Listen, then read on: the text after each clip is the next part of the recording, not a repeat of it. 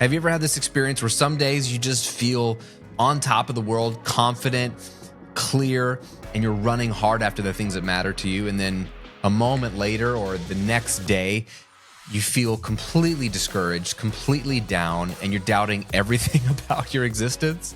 Is it only me? Well, today's book in the 52 book challenge breaks down why this is happening, what it takes to fix it, and how we can better understand our own mind so that we can actually achieve the things that I feel like we're designed to achieve. The book we're talking about, of course, is The One Truth by my good friend Jon Gordon. Jon graciously has mentored me in the second book that I'm releasing this year, Rebel, Find Yourself by Not Following the Crowd, coming out in September. And he's written the foreword for it. And I've read a bunch of Jon's books. And I read The One Truth last year when it came out. And I wanted to reread it this year because when I read it last year, one thing was apparent to me, that this book was written for someone like me.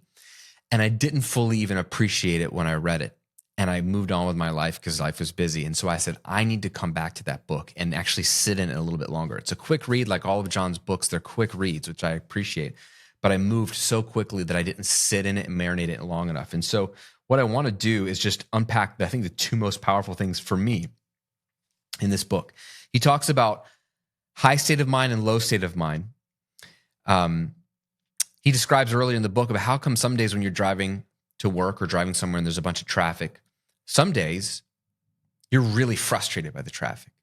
You're angry, irritated. You might be cursing at the traffic and it really bothers you. And then some days you're driving through the traffic and you don't even notice it. Like you're in a good mood. You're excited about what's going on later that day, or you're thinking about something else. What's the difference between those two scenarios? Not the traffic. Traffic is the same. The circumstances are the same. It's internal. It's not an external thing. It's an internal thing. It's your state of mind. One day you have a high state of mind and you feel good. The other day when you're angry at the traffic, you have a low state of mind. And so he starts to unpack in this book what's happening. And this is what blew me away. He says a low state of mind is characterized by, I would have thought, like just negative thoughts, but it's not just that. It's characterized by a lot of thought, a lot of clutter, fear, anxiety, worry, insecurity, or doubt. A high state of mind consists of a lot of clarity, focus, belief, confidence.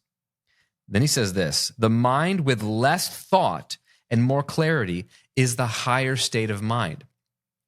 He goes on to talk about how this is actually very problematic. Because think about this.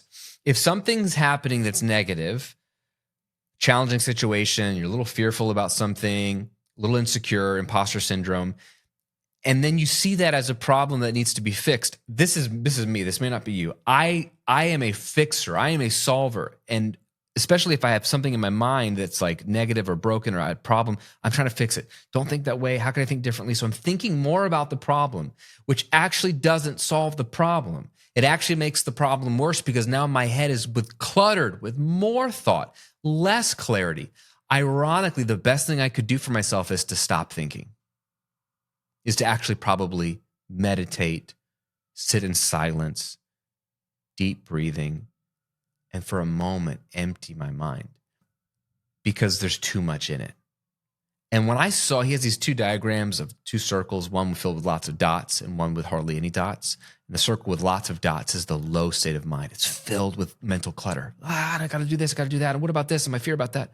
The one with only a couple of dots in it and a lot of empty space is the high state of mind. And I would have thought that's like you're disconnected, you're not engaged. I value thinking. I'm a person that's like, thinkers are good, overthinkers are even better. And this book really challenged me because it's like, no, maybe my overthinking is only making the problem worse. We don't always create a low state of mind. That's part of what he talks about in this book, is that it's really an ebb and flow. You're up and down, and it's a roller coaster. And he says the part of the key is to not jump off the roller coaster, knowing that even though you're going down, you're not going down forever. You're going to come back up. So you need to learn to stay on the roller coaster. But if you have too many thoughts, he says this: realize that being in a low state of mind is normal.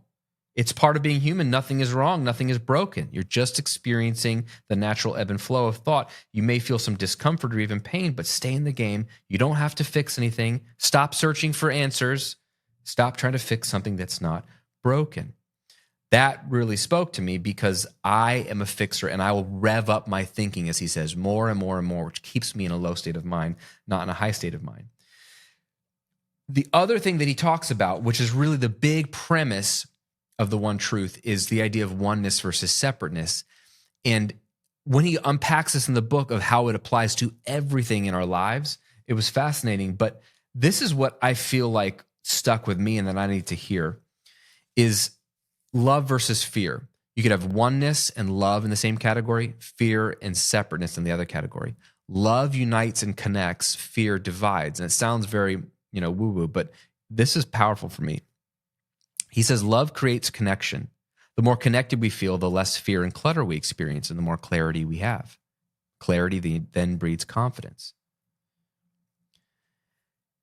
He said something about writing one of his books, The Carpenter, and how he had writer's block for the first time, and he got really scared, really fearful that maybe his best books were behind him, and people would say that he's not a good author anymore, and it's like a one-hit wonder, and it's just the Energy Bus, and maybe Training Camp, and no other books. And he realized that he was comparing himself to his previous books, and he was fearful of writing a piece of junk. He says, then one morning I woke up with a thought that love casts out fear. The Bible tells us this, by the way. And all I had to do was love the process of writing, love the reader as I have done before, and love the principles I was sharing. I focused on love and wrote the book in 2.5 weeks. This is the book, The Carpenter. And many say it's my best book. I've learned that when you love the process, you will love what the process produces. He goes on to explain that him loving, getting back to why he's doing what he's doing, I love it. It got rid of his fear. He went from low state of mind to high state of mind. And he was able to execute beautifully because his fear, he wants to do a good job because he loves it. But his focusing on the fear actually made him separate from his previous work, separate from his audience, separate from the book he's writing. He was isolated and fearful. The moment he started to love it again, remember why he got into it, why he loves writing, the people he wants to help, the principles he wants to share, that love actually connected him more to the audience, to the books, to himself. And that created oneness, which created a higher state of mind, more clarity, less clutter.